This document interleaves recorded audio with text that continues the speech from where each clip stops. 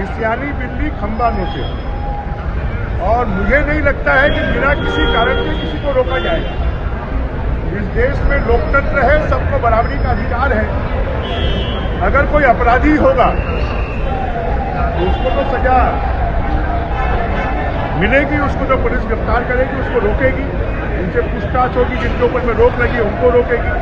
और तो कांग्रेस खाली आज के समय पर एक ही काम रह गया, आरोप लगाना, दूसरा कोई काम नहीं रह गया।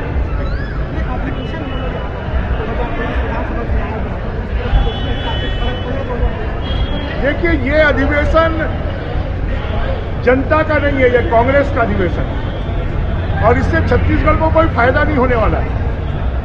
जिस प्रकार से फुहड़ तरीके से प्रदर्शन हो रहा है, जिस प्रकार से पैसों को फूंका जा रहा है, ये कोई छत्तीसगढ़ के हित में नहीं है।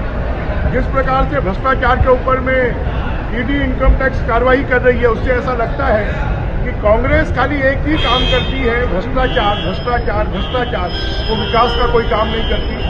और इस अधिवेशन से हम तो चाहेंगे कि यहाँ पर सोनिया जी आ रही हैं, यहाँ पर राहुल जी आ रहे हैं, यहाँ पर प्रियंका जी आ रही हैं, यहाँ पर कांग्रेस के राष्ट्रीय अध्यक्ष आ रहे हैं, उनको पूछना चाहिए भूपेश बघेल जी से कि गरीबों को आवास क्यों नहीं मिल रहा है, गरीबों के घर में नल का पानी क्यों नहीं आ रहा है, बेरोजगारों को 2500 रुपये बेरोजगारी भत्ता क्यों नहीं मिल रहा है।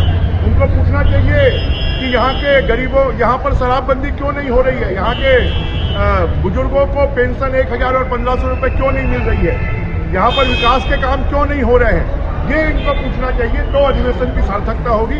अन्यथा छत्तीसगढ़ की जनता को इससे कोई फायदा नहीं होगा, परेशानी ही होगी। ठीक है।